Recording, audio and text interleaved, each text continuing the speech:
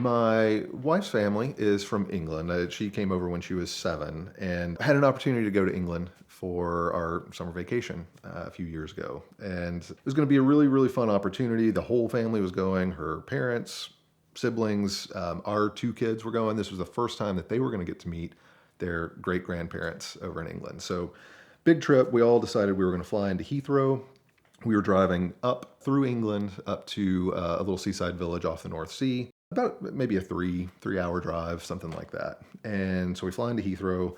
We're going to rent a couple of cars. There were, I think, 10 of us that were traveling total. So we decided we were going to try and rent 2 cars to pick up at Hertz at Heathrow. And to find 2 cars in England, an SUV in England is not an SUV in America. So the first challenge was finding cars that were actually big enough to fit everybody in. So we were able to get something worked out. Of course, when we got there, the cars that we had reserved were not there. So we had to shuffle things around and wait on them to find the right cars. So, something that would work. So we get in the right cars. Tell my father-in-law, like, hey, this is my first time driving in a country where I'm driving on the other side of the road. And we had worked all this out ahead of time. He was going to drive one car, I was going to drive the other. We were really the only 2 people that were on the reservation to drive. So it was basically him and me. And I said, you grew up here. I'm doing this for the first time. Let me follow you up. Just, hang out when you guys get in. We're going to get situated because we had a baby car seat and all that stuff to fit into. So we finally get in. We start to pull out of the Hertz lot. My father-in-law is nowhere to be found. So we text him, we're like, hey, where are you? Oh, we just went ahead and went out. By the time we got to the gate, it just kind of pushed us out into traffic. But you'll be fine. Just use the navigator. You'll be fine. So, a little nervous, white knuckling it the whole way. It was an automatic, nothing really to worry about. You hit the pedal and you go. I just had to make sure I kept it on the correct side of the road. Not the right side of the road, but, the correct side of the road. 2.5 hours into the journey, everything's going okay. I haven't hit anything, haven't hit anyone, but I am very, very cognizant that the center line, I need to make sure I'm staying well left of that. So roads in England, especially as you start to get out into the country, start to get really narrow. There's really tall hedges, so you can't really see what's coming around the next turn. Probably 25 minutes out, it was either a rock or a storm drain on the side of the road. Just, hit it hard, suspension bottoms out. All of a sudden I see a warning on the display, tire pressure warning. And I'm like, this is not good. Saturday afternoon in England, I have no idea what's going to happen if we lose our tire here, if I've popped it. Also, this car did not have a spare tire, as I found out. So end up flatting the tire out in a backcountry road in England. Father-in-law has already made it to the destination. He's, the whole plan to follow each other in case something comes up. That that didn't quite work out. This was kind of one of the instances that I thought it might be good to travel in caravan here. So we pull over. Sure enough, the tire is flat, and start digging through the back. Pull all the bags out. Lift the cover in the back. There's no spare tire. So here we are in England, flat tire, no spare tire. There is a sticker on the window that says, roadside assistance, call this number. So it turns out, I also found out that in England, even if you have activated your phone to work in that country, it will not call toll-free numbers.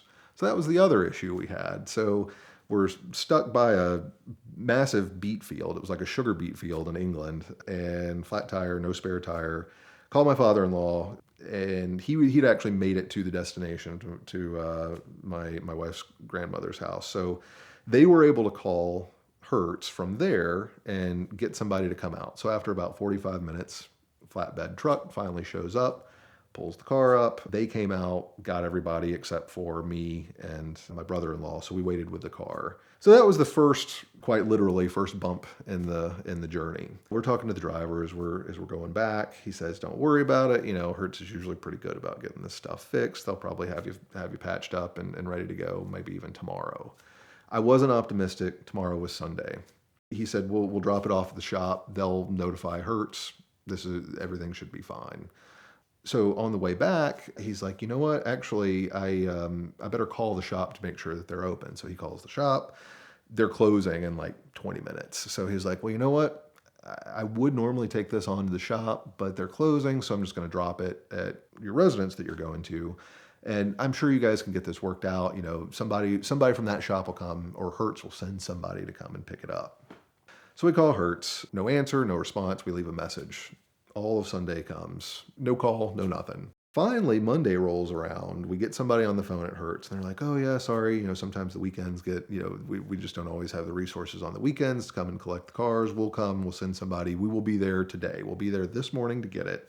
And the reason we needed this car back so soon was we were going to visit the other great grandparent so that she could meet her great grandchildren. So one of them lives in this little seaside village off the North Sea. The other one lives kind of across England up in the Stoke-on-Trent area. So we had to drive. We were going to drive and meet at a pub somewhere in the middle. Very English thing to do. We're just going to meet, have some beers. Everybody can hang out, have a fun time. But we needed this car by, it was either Tuesday or Wednesday. It was in the next day or two. Somebody from Hertz said, we will have somebody there on Monday morning. We'll get this turned around for you. We understand the situation. All of Monday goes by. I don't hear anything. So we finally call Hertz back at the end of the day, and we're like, "Look, we've rented this car. We've rented it at a premium.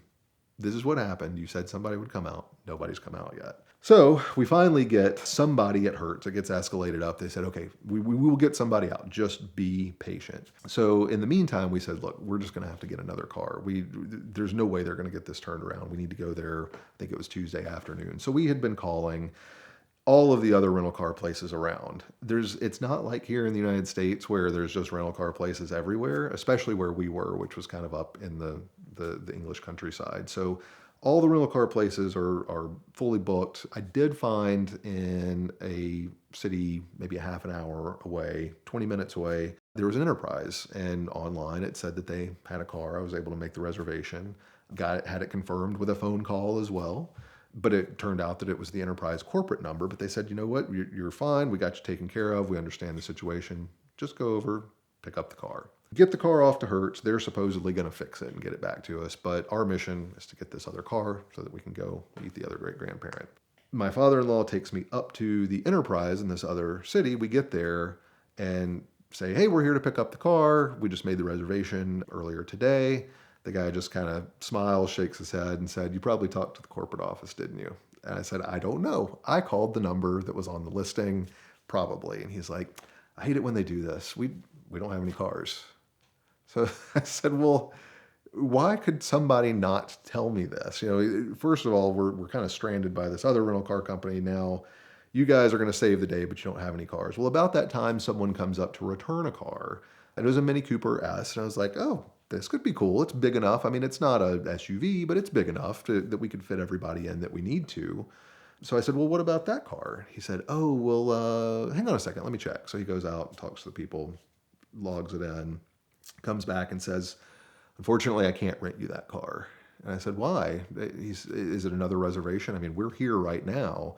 And he said, No, it's not that. It's got service due. We have to put it into service. We're just not allowed to rent a car right after it comes back, especially with the mileage that's on it." We're just kind of defeated at this point. We're like, "Well, I guess great grandma's not going to get to meet her grandkids. Either this is not going to work out, or I'm just going to beg this guy and try and bribe him or something." So I go into the whole story about why we're there. They need to, grandkids need to meet their great grandma. And I can see him starting to I can see his wheels start turning. He's starting to soften a little bit. And he says, "You know what? I think I've got an idea. Hang on just a second." So he goes into the back, talks to somebody, comes back out. He's like, "We're going to make this work for you. I can get you that car." So what he ended up doing is he basically said that their rental was, I think, maybe like 5 miles or something, so that the mileage on paper would not exceed the mandatory service requirement when it was returned.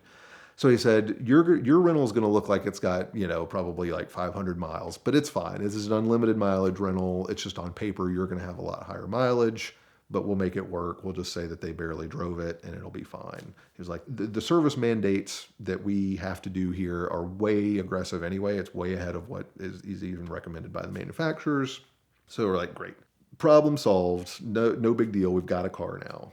So we go to get in the car, and it's a manual, which is fun. It's great. I drove a manual for my car that I drove all the way through college into my early adulthood was a manual. I love driving manuals, but I've never shifted with my left hand. So not only now do I have to make sure that I'm, on the correct side of the road, which is the left side, but I also have to shift with my left And so introduces a new complication into the mix, but this was our only option. So got in the car, drove it around the parking lot a couple of times, made a couple of circles, and said, okay, we're going to make this work. So follow my father-in-law back. We at least have a car now. And it turned out that it was actually super fun. I mean, it's a really sporty little car.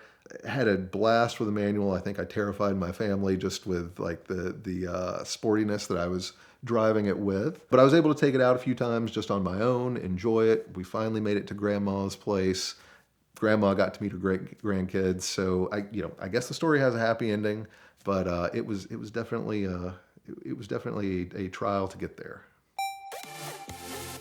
When you get a ticket, it might look something like this, but the first thing that you need to do is take a picture of that ticket and send it to 305 305. That will get the ticket clinic on your case immediately. They've got brick and mortar offices in Georgia, Florida, and California, but they can help you find a ticket no matter where you get it in the United States by helping you find a local attorney that will do everything they can to help you avoid costly fines, insurance premium increases, points on your license, risk of suspension, even jail time. They've helped me out with this ticket and many others, and a lot of my friends as well. So check them out now at the link in the description below, or again, text your ticket to 305 305 to get the ticket clinic on your case. They are the perfect partner in your fight against any speeding ticket.